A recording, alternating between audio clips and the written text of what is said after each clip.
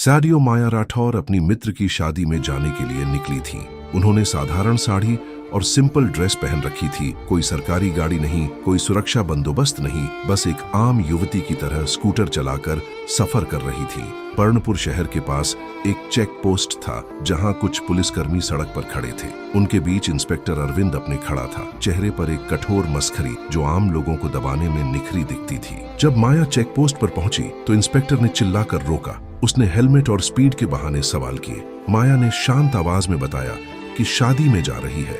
अरविंद ने उसके कपड़ों और व्यवहार पर तंज कसे और चालान निकालने की मुद्रा में पर्ची घुमानी शुरू कर दी। माया की आंखों में आश्चर्य नहीं बल्कि ठंडा संकल्प था। वह समझ चुकी थी कि यह नियम नहीं, बस बहाना है। जब उसने नियमों का हवाला देकर टोकनी शुरू की तो अरविंद गुस्से में आ गया। उसने एक तेज थप्पड़ मारा और कहने लगा कि ऐसे लोगों को सबक सिखाना जरूरी है।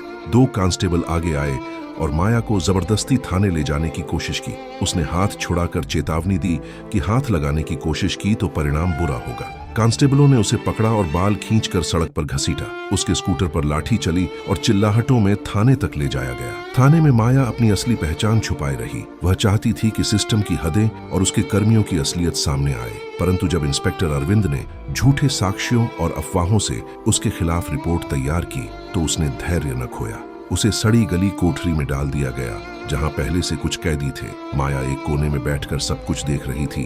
थाने की दीवारों पर लगे दाग, भ्रष्ट प्रथाएं और उन लोगों की आवाजें जो चुप रहते थे। यहीं अचानक थाने में एक बड़ी गाड़ी आई। वरिष्ठ अधिकारी डीआईजी रोहिणी सक्सेना थाने में दाखिल हुई। उनकी प्रतिष्ठा तंत्र में ईमानदारी के लिए जानी जाती थी। वे अंदर आईं और देखा कि एक महिला बेढंगे हाल में बंद है। उन्होंने कड़ा स्वर में पूछा कि मामला क्या है। अरविंद ने टाल मटोल की, पर डीआईजी को संदिग्ध रवैये पर शक हुआ।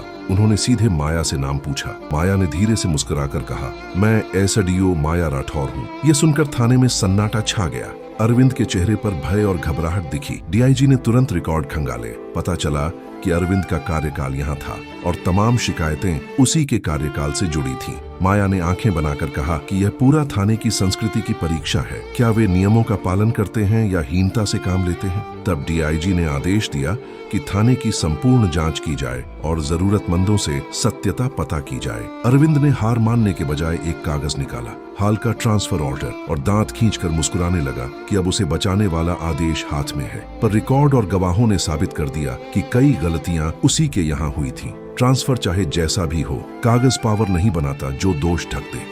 मामले की गंभीरता देखते हुए डीआईजी ने पूरे थाने की तफ्तीश का निर्देश दिया। वरिष्ठ अधिकारियों और कुछ स्थानीय पत्रकारों ने भी मामला उठाया। धीरे धीरे बाहर से आवाजें आनी शुरू हुईं।